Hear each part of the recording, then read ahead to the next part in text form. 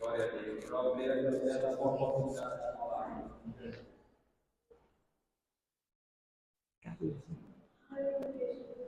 Glória a Deus. Pode abrir o retorno mais um pouquinho, tá? Queridos, hoje eu estou aqui substituindo nada mais, nada menos do que a pastora Jo, que precisou ir à emergência. Hoje a pastora Jo teve uma febre um pouco alta, repentina. Daí o pastor achou por bem já procurar atendimento médico. Mas nós queremos que ela vai estar estabelecida já já no nome de Jesus. Eu queria falar para vocês, nós estamos com, não é uma campanha, mas trazendo palavras sobre fé.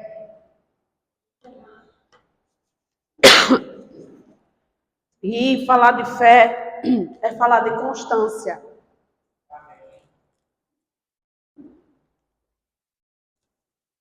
Falar de fé é falar de convicção, de coisas que não se vê, mas se esperam. A palavra diz lá em Hebreus 11, a respeito disso, que a fé é o firme fundamento das coisas que se esperam. As coisas que se esperam, elas não existem. As coisas que se esperam, é uma espera. Mas a fé é o firme fundamento dessas coisas que não existem. Que nós temos a capacidade, através da fé, de transportá-la para o reino físico. Amém? Então, nós vamos falar hoje de constância. Eu queria começar lendo Tiago. Vamos ler Tiago. Essa pregação eu quero chamá-la de constância, uma questão de fé.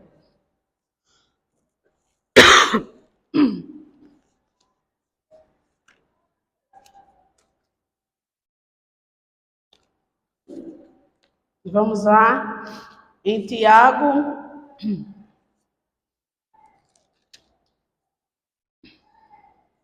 Aleluia.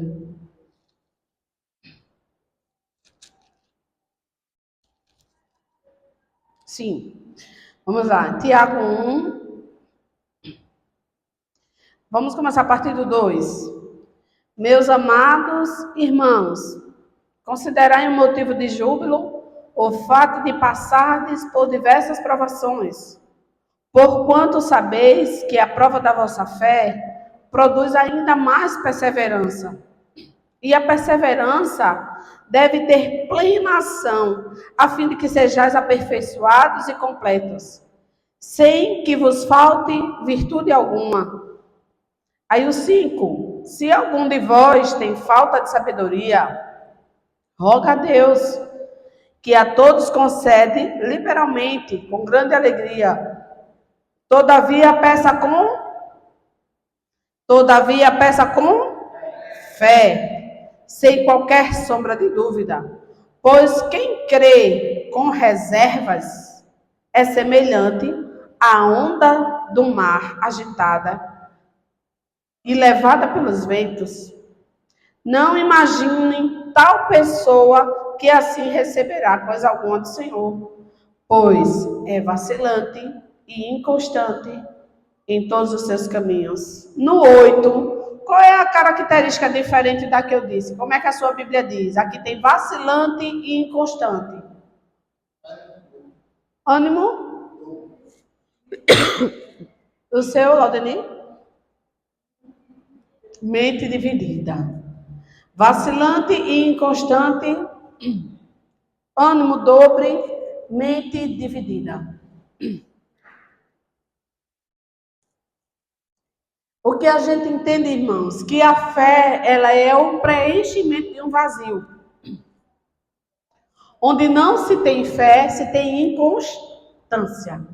Onde não tem fé, não se tem credibilidade. Onde há ausência de fé, há dúvida. Aí o irmão Tiago fala aqui, não imagine tal pessoa assim que ele receberá coisa alguma do Senhor. Então, quer dizer, para nós alcançarmos algo no Senhor, crescermos no reino e avançarmos para lugares, para terrenos improváveis ou para destinos improváveis, nós teremos que ter quê? Fé. A fé é o DNA do crente. A fé é o DNA do Filho de Deus. Então, uma passagem parecida com essa, nós vamos aqui ver em Efésios 4. Vai em Efésios 4, que ele fala desse mesmo vento, dessa mesma... Ele traz essa mesma... Um pouco parecido com essa palavra que Tiago fala. Vá lá em Efésios 4, 14. Abriram? Efésios 4, 14. O objetivo é que não sejamos mais como crianças. Efésios 4, 14. Levados de um lado para o outro pelas ondas. Viu? Falou a mesma coisa? Tiago fala da onda que vai e vem, que é a dúvida. E Paulo vai aqui em Efésios, fala que o objetivo é que a gente não seja mais como criança, imaturos, levados de um lado para outro pelas ondas teológicas, né? Nem jogados para cá e nem para lá. Não parece? As duas palavras não têm uma semelhança? Por todo o vento de doutrina, pela malícia de certas pessoas que induzem os incautos ao erro. Os incautos, os novos na fé, os prosélitos, os neófitos, aqueles que nasceram ainda, que ainda estão caminhando, crescendo com o Senhor, pode ter todos esses significados o nome incauto. Então, a gente vê Tiago falando que sem fé a gente vai ter dúvida. Então, a gente entende que fé é igual a convicção. Fé é igual a eu ser convencido de algo. Nós só podemos crer no Senhor e em Sião celestial se nós tivermos fé. Nós não estaremos aqui numa terça-feira, um pouco vazia, se nós não tivéssemos fé. Se nós não tivéssemos compromisso com essa fé ao qual nós professamos. E a preocupação da ausência de fé é uma semente muito maliciosa e perigosa que nasce através da dúvida. A dúvida, ela é semeada por um corvo chamado diabo. As aves, elas não levam as sementes, né, para todos os lugares. As aves são responsáveis por multiplicar as sementes, polinizar. Então, Satanás, ele se coloca como uma ave de rapina numa situação de dúvida. Ele pega a semente de dúvida e coloca no terreno que pode ser o meu coração e o seu coração. E a dúvida, ela é uma semente muito fértil. Mas, irmã Bel, a semente maligna, ela é fértil? Sim. A Bíblia não diz que o joio e o trigo crescerão da mesma forma, na mesma vitalidade. E que é importante que não arranque o joio do trigo, porque só assim você pode também matar o trigo. Então, a semente da dúvida, ela se germina muito rápido. Por quê? Porque se esse terreno, que eu estou chamando o coração de terreno, se esse coração, esse terreno, não estiver regado pela fé, essa semente vai brotar e vai florescer e vai trazer dúvida. E vai pegar você e vai jogar para lá, a gente vai jogar para cá e nós estaremos perdidos. Quando a gente vê o apóstolo Paulo dizendo não sejamos mais crianças, é um alerta. É um alerta, um chamamento para nós, para nossa responsabilidade como crentes maduros. E que às vezes, nas nossas dificuldades, queremos o quê? Retroceder. Né? Cair é do homem, levantar é de Deus, a gente ouve muito isso. Né? Isso é uma linguagem, não é bíblica não. Alguém pegou aí com algo da Bíblia, né? O justo pode cair mais 7 vezes, tal, aí transformou nisso. Mas é uma coisa que tem uma sabedoria. O cair é do homem. A gente vai cair. Estamos sujeitos a isso. A isso nós não podemos ficar o quê? Prostrados. Nós não podemos ficar naquele lugar de fracasso. E o crente, para ele ter sucesso na sua vida espiritual, e eu não estou falando de teoria de prosperidade, mas para ele ter sucesso e ser próspero no Senhor, ele precisa ter fé. Mas, irmã Bel, eu não sei mais o que eu faço. Eu sinto que eu não tenho fé. Tiago dá uma orientação, que aquele que não tem sabedoria, peça. Porque a sabedoria, ela anda em linha com a fé. Porque a partir do momento que você anda no caminho de sabedoria, você vai ser assertivo. E isso vai frutificar a sua fé. Parece redundante o que eu estou falando. São muitas palavras de repetição. Mas nós precisamos repetir todas as manhãs, queridas. Nós precisamos ter o nosso devocional de fé toda manhã. Nós precisamos sacrificar 15 minutinhos de sono para sermos abastecidos pela palavra do Senhor, porque ela é o combustível vivo e eficaz da fé. É impossível sermos movidos de fé sem aprender com o Pai da fé, sem aprender com o Senhor. Eu posso assistir muitos testemunhos e eles podem ser muito eloquentes, mexer na minha alma, na minha emoção, mas aquilo vai ter um prazo. Aquilo vai ter um prazo de validade. Se eu só me alimento, essa é a preocupação hoje da pregação do YouTube. Hoje é a preocupação de muitos desigrejados. É a preocupação que nós, igreja, precisamos ter com pessoas que acreditam que congregar em casa é a melhor coisa. Porque você está em um ambiente seguro, porque você não precisa abdicar de muita coisa e ali você está sendo ministrado por alguém que está trazendo a palavra através do YouTube. E muita gente tem se perdido nesse caminho. Porque também o nosso coração, ele é enganoso. Então ele vai grudar, ele vai aceitar coisas que nos convêm. Coisas que não nos custam. É muito bom. Quem não quer receber um benefício? Quem não quer dar algo e receber logo de imediato? Quem não quer investir e ter os juros triplicados de retorno? Tudo que é benefício, que é vantagem, nós queremos, queridas. Mas nem toda vantagem é oferecida, é a vantagem vinda do céu. Precisamos ter, é onde entra a sabedoria. Porque você abre uma live de uma pessoa que se intitula profeta, a live está lotada de pessoas pedindo oração, mandando piques. Pessoas que vêm no altar entregar ouro, pulseiras de ouro, vêm entregar joias no altar, onde alguém que está usando a palavra de Deus ministra que ele vai ter um retorno imediato, como Deus fosse o gênio da lâmpada.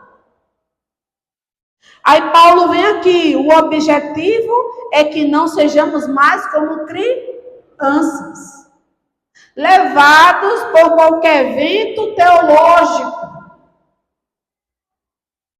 Então, olha, você entregou uma pulseira no altar, você vai receber um anel de ouro com uma pedra de rubi. Quer dizer, você não vai receber só mais o ouro, você ainda vai ter um rubi. Quem já viu isso, criança? Quem já viu isso, crente? É o berçário cristão. É o berçário gospel hoje. E essas igrejas estão o quê? dia de hoje, se o profeta esse tal que nós conhecemos da internet tivesse aqui hoje no Evangelho Pleno, não ia ter cadeira para ninguém sentar. Então, eu preciso exercitar a sabedoria. Se eu não tenho, eu oro para ter. Quando eu adquiro sabedoria, o Espírito Santo passa a me conduzir. E aí eu começo a ser assertivo. E essa assertividade me dá fé.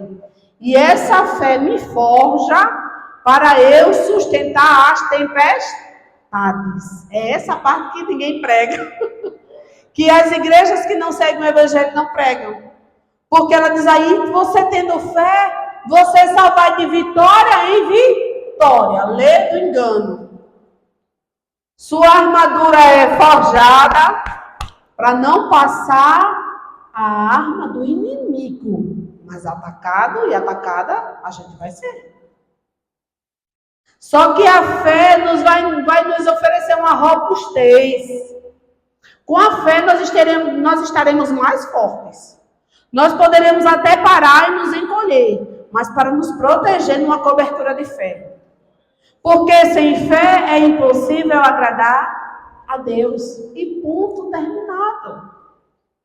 Então, queridos, continuamente nós estamos nos deparando com a prova da nossa fé. Ter fé, ela não vai nos imunizar de sermos provados. Já falei aqui. Nós vamos sim passar por tribulações. Nós vamos sim ser atacados. Por que não? Por que seria diferente para nós? Não é diferente para nós. Eu quero pedir que você abra em Jeremias. Vamos ler mais algo sobre a palavra. Vamos entender. Abre em Jeremias 17.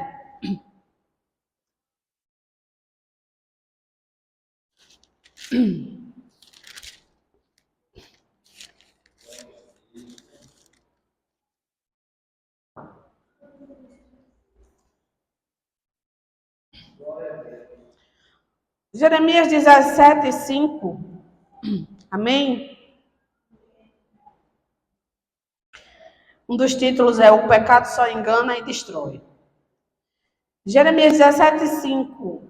Assim diz Yahvé: maldito é o homem que confia nos homens, que faz da humanidade mortal a sua força e motivação, mas cujo coração se afasta do Senhor. Ele será como um arbusto no deserto, não perceberá quando algum bem se aproximar.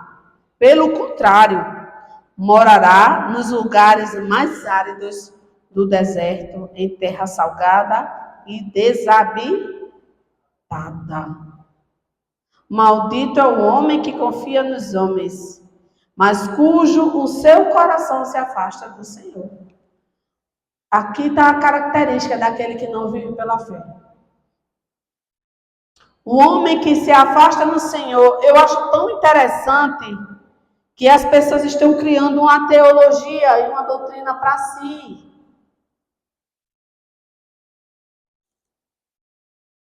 Quando você conversa com pessoas, elas te mostram uma confiança tão artificial que se o Espírito Santo que habita em você, que lhe deu sabedoria, ele vai lhe mostrar ali. Que a pessoa está totalmente rachada, mas está por trás de uma teologia criada por ela, de uma vã doutrina, dizendo que ela está bem, que a família está bem, que ele está protegendo a sua família e que a família está ótima. E quando você olha para a pessoa não está congregando, a pessoa não está mais fazendo as ordenanças que ela fazia. Eu não estou falando de ativismo religioso. Eu estou falando de congregar, para que a fé não se esfrie.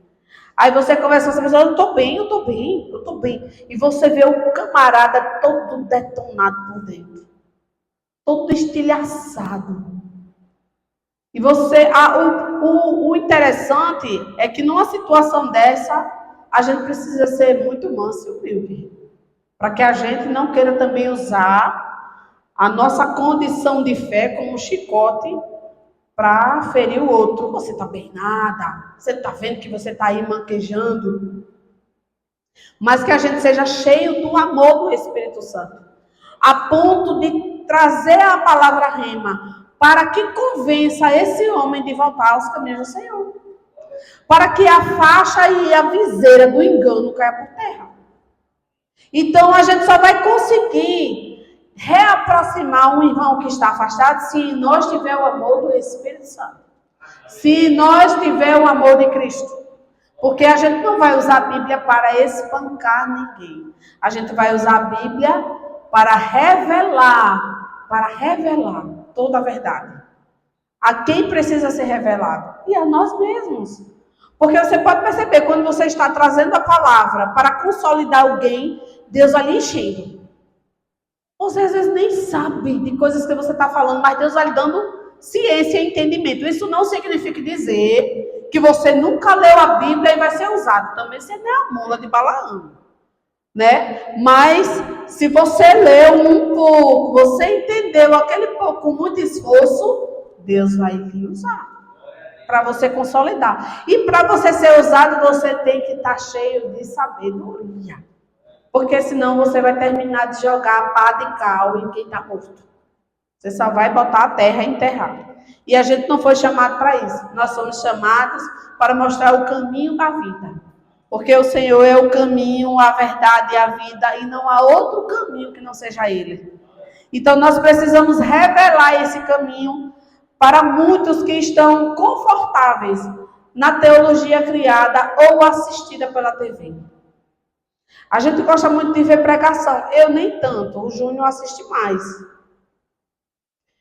Mas o Júnior já tem um direcionamento. Quando ele vê uma coisa que o Espírito Santo fala com ele, ele diz, nada a ver o que esse cara falou aqui, nada a ver.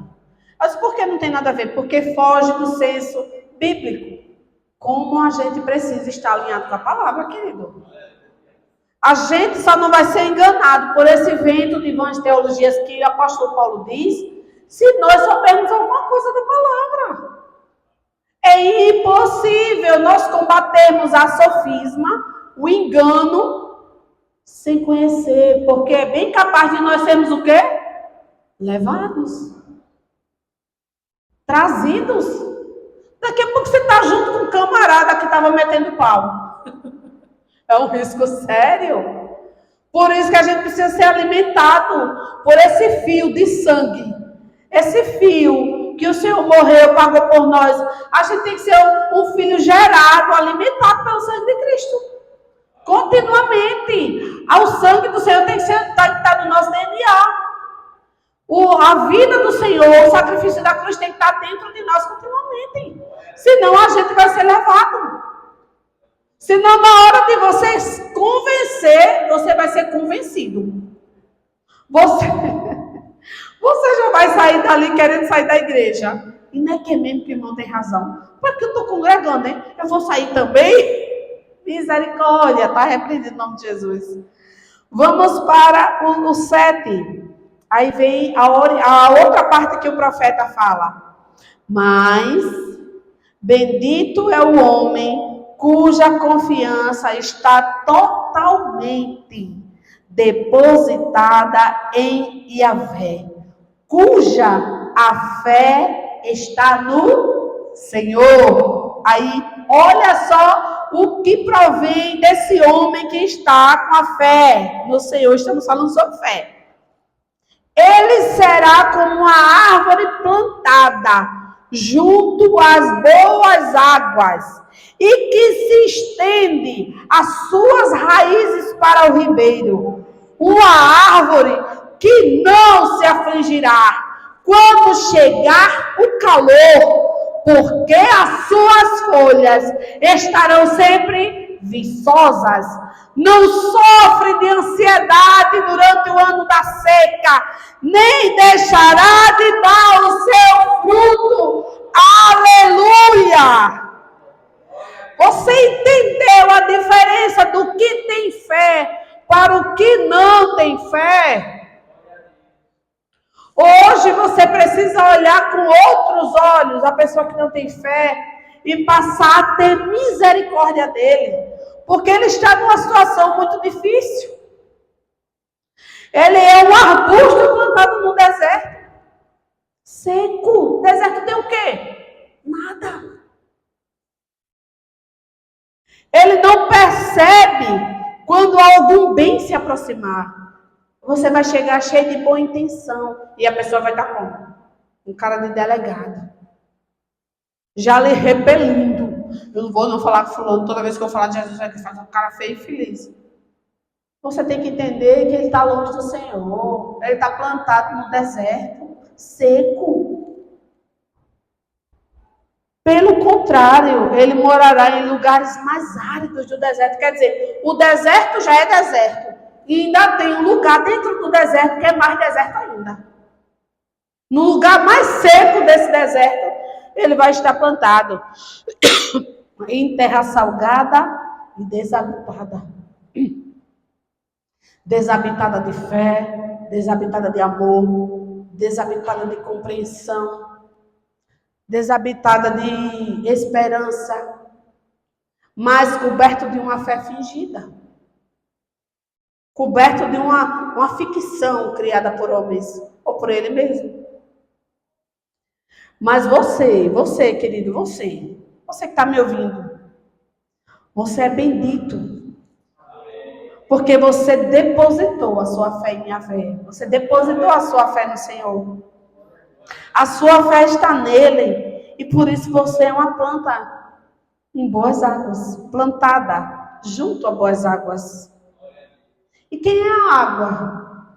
Qual foi aquela passagem que o Senhor disse para a mulher samaritana? Mas eu te oferecerei a água que você jamais terá sede. Não é a água da BRK, não. A água da BRK é cheia de fluido e cloro. A do Senhor é aquela que sacia e jamais nós teremos sede. Pelo contrário, não é a sede do mundo, de ser saciado, ou da nossa necessidade humana, mas é como a corça suspira pelas águas, nós vamos viver. Gemendo para beber do rio do Senhor. Gemendo para estar em sua presença. Você já viu a corça? Você já assistiu um vídeo da corça recentemente e nós postamos no Instagram. A corça grita. Ela grita pelas águas. Ela geme, ela procura as águas. Assim será o homem que está com o seu coração cujo no Senhor, firmado a fé no Senhor. A nossa sede será por Ele. A nossa busca será por Ele. E nós carregaremos aquela água que não estava lá no poço da Samaritana, mas estava com o Senhor, para dar de beber a muitos. Esse é o que nós vamos oferecer. Nós não vamos oferecer a crítica, nós não vamos oferecer o apontar de dedo, nós não vamos oferecer o falar pelas costas. Não, nós vamos oferecer Jesus. Porque a Bíblia diz que rios de água viva fluirão no nosso ventre. Se nós tivermos o Senhor, nós emanaremos o rio da vida. E muitas vezes nós não precisaremos falar nada. Nós seremos sensíveis apenas a dar um abraço, a dizer eu senti sua falta, a sermos abraçados. Eu lembro que eu me aceitei a Jesus aos 15 anos de idade e fiquei muito tempo longe. Recebi um convite para ir para uma igreja e fui para essa igreja. E lá eu fui recebida assim que eu coloquei o pé. Tem quantos obreiros aqui? Obreiros. Tem quantos diáconos aqui? Diácono, levanta a mão, Fernando. Diáconos, amém.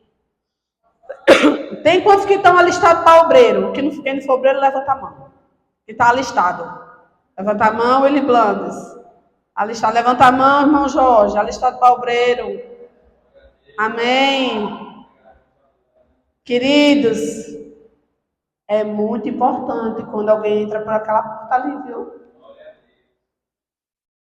É muito importante. Eu estou passando um marca-texto disso aqui porque só estão os irmãos da fé aqui. Nós precisamos ser receptivos com as pessoas. Não deixe o visitante entrar e sair sem você cumprimentar. A média é que 5 pessoas cumprimentem essa pessoa para que ela se sinta abraçada. Não 1, não 2, mas 5. E contando com o pastor. Por isso, já vou deixar aqui uma orientação de uma obreira velha, como eu. Quando tiver visitante aqui, no nome de Jesus, não prendam o pastor no púlpito, não. Deixe o pastor ir até as pessoas. Problemas internos, problemas de água, problema financeiro, assinar relatório. Fica por último, querido. Você pode esperar um pouquinho.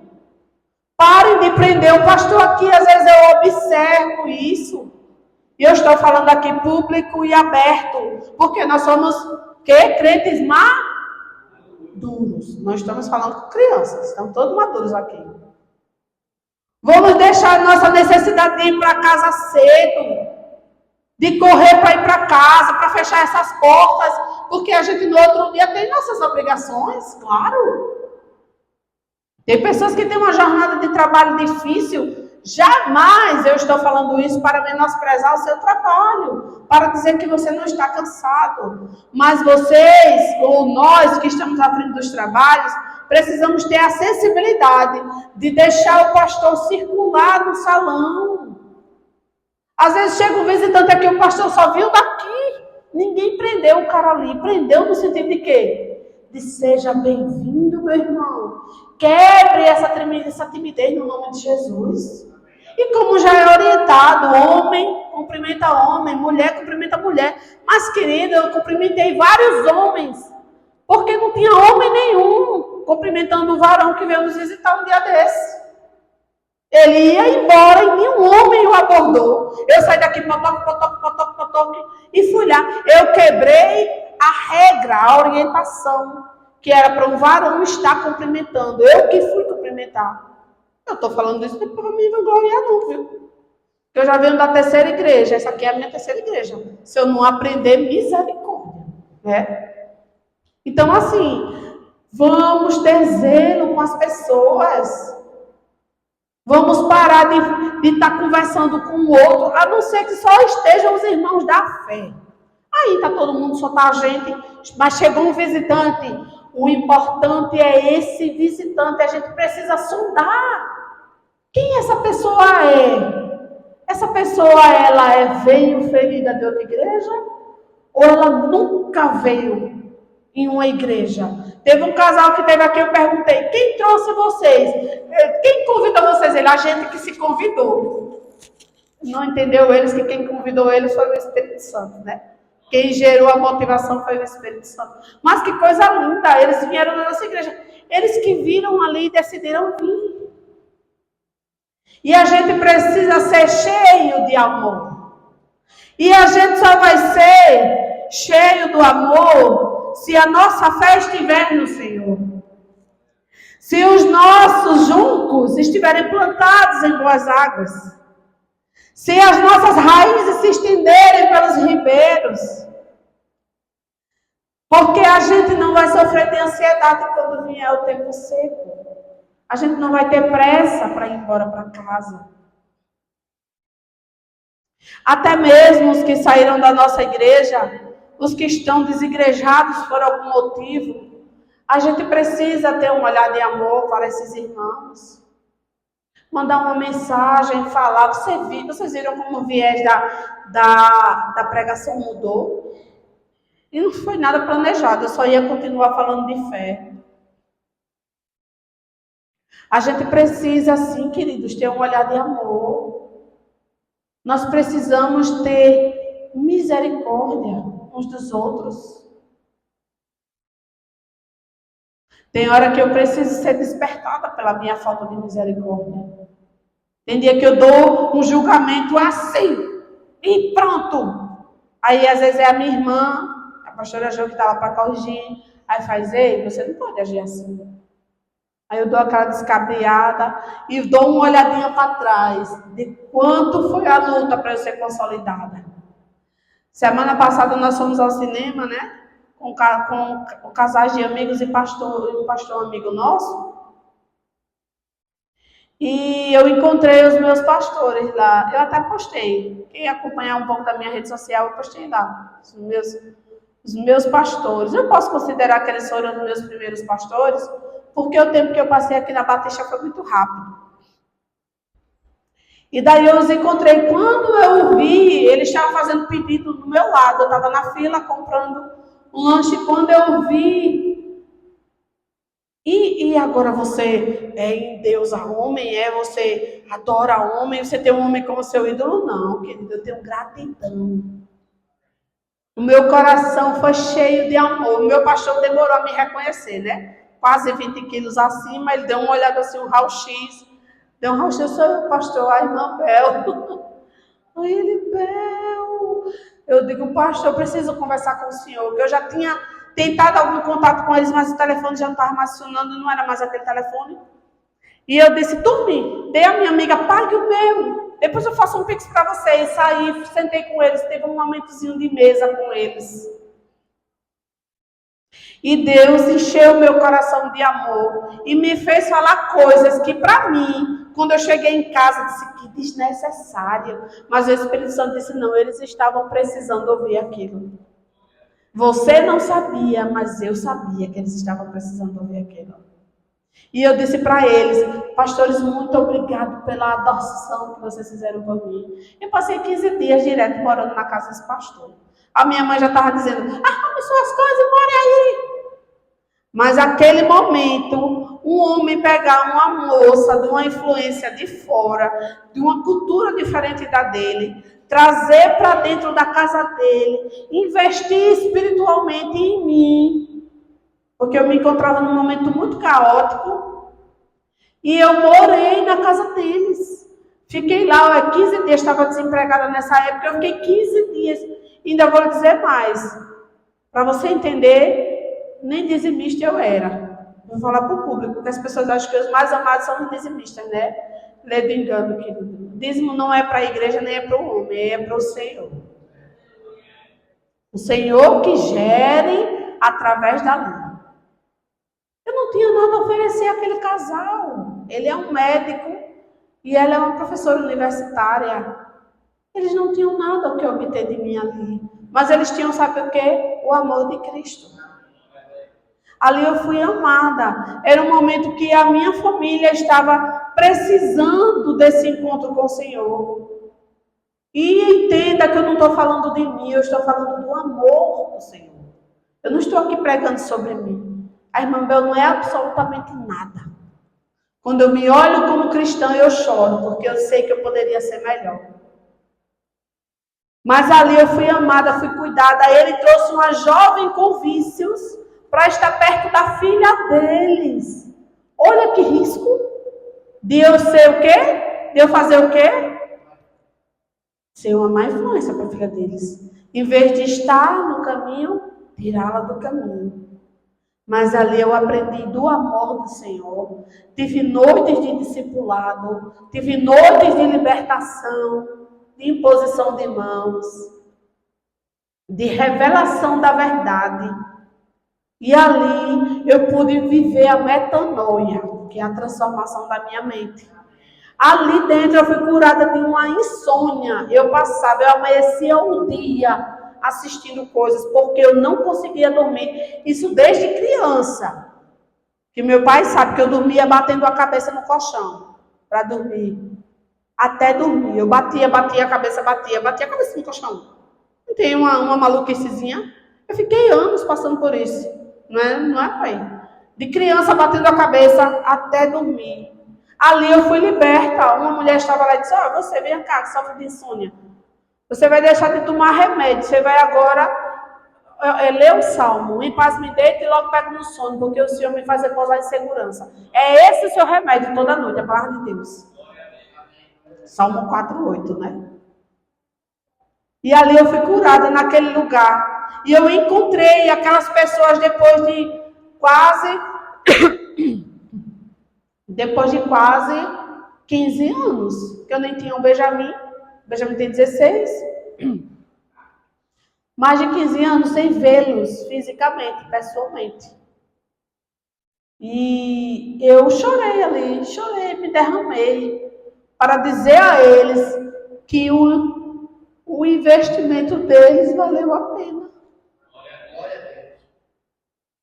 E que através dele veio a mim, a minha irmã, a minha mãe, o meu pai.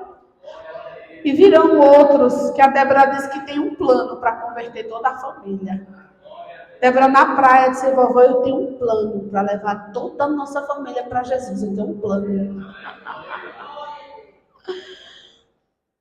E eu disse, pastor, muito obrigado, deu certo.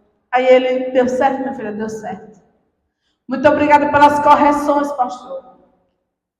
Pelas vezes que eu fui infiel, quando eu comecei a trabalhar, e eu não olhei para a casa do Senhor. E o Senhor disse, vem aqui, vamos conversar. Você já está trabalhando há tanto tempo, você precisa de uma obra.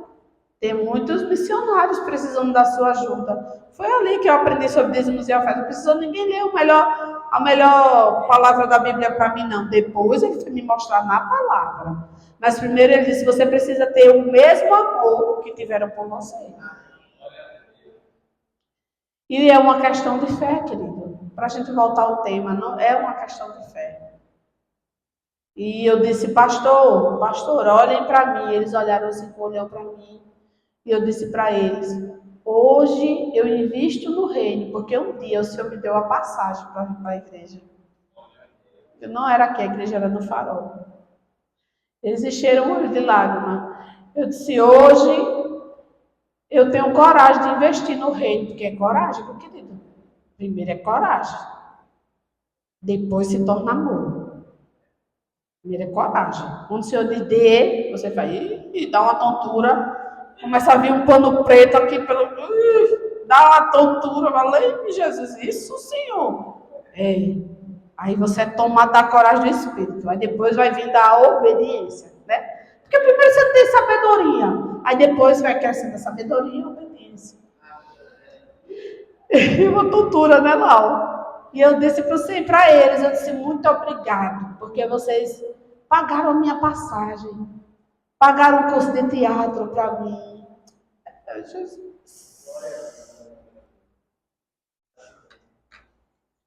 É muito bonita a obra do Senhor. Quando a gente ama como o Senhor ama, é uma questão de fé. E eles pagaram um curso de teatro para mim.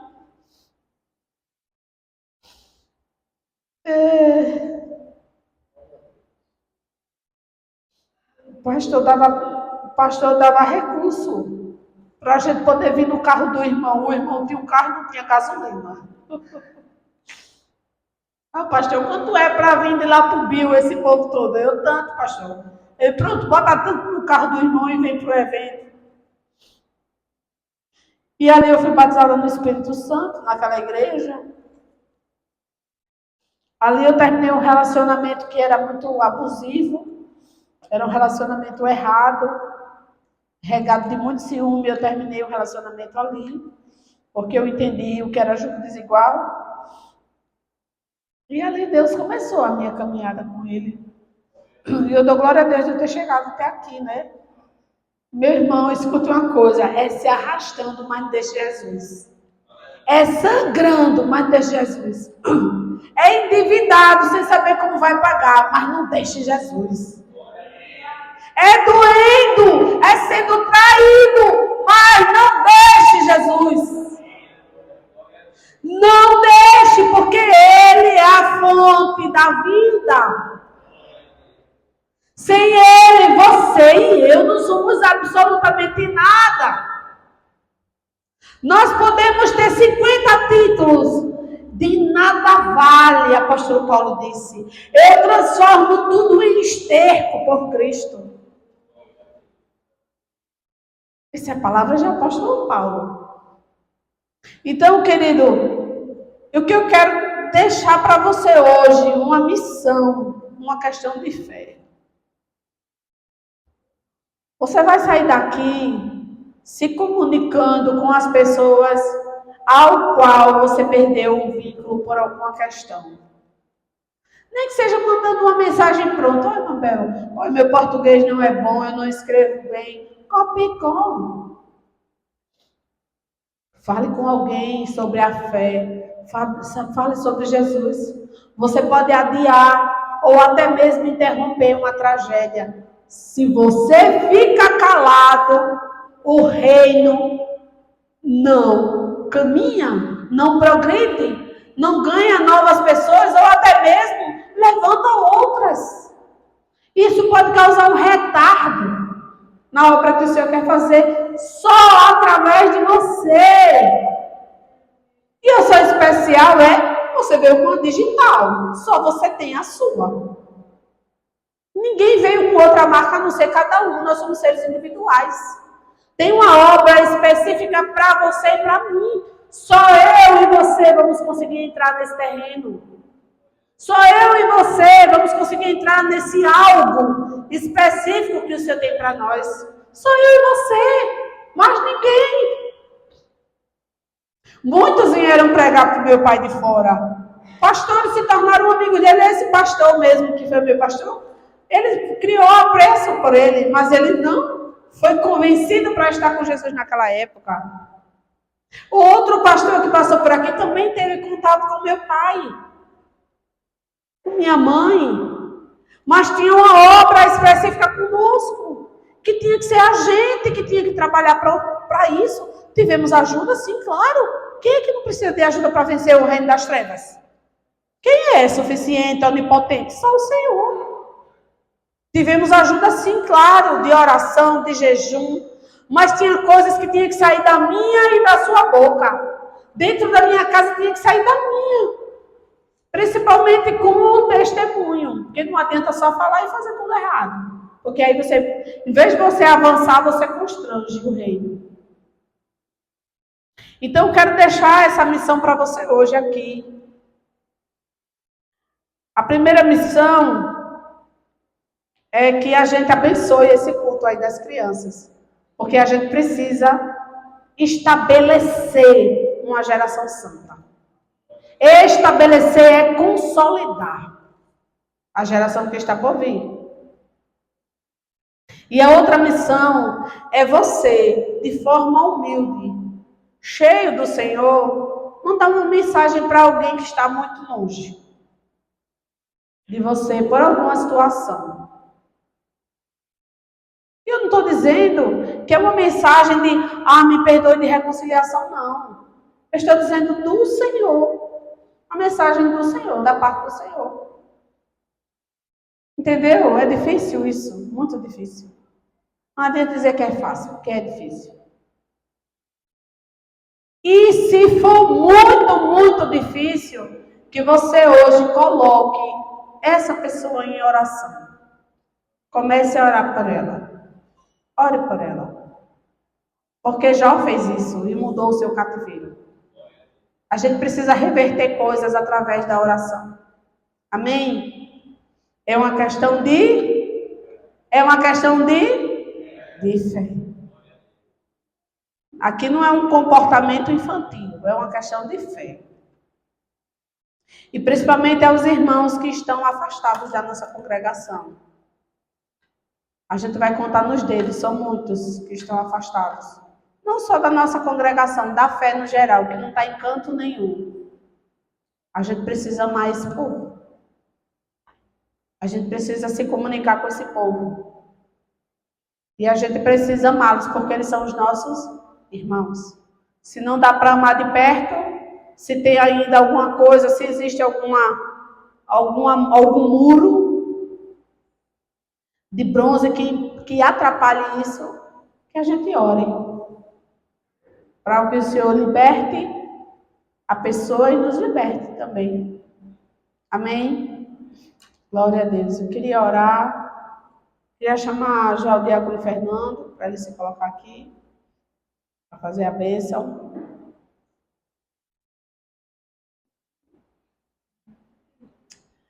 Vamos orar, queridos. Perdão se eu prolonguei um pouquinho. Terminei no horário certo? Amém, Jesus. Vamos orar. Senhor Deus, Pai Todo-Poderoso, nós queremos te pedir perdão, Senhor.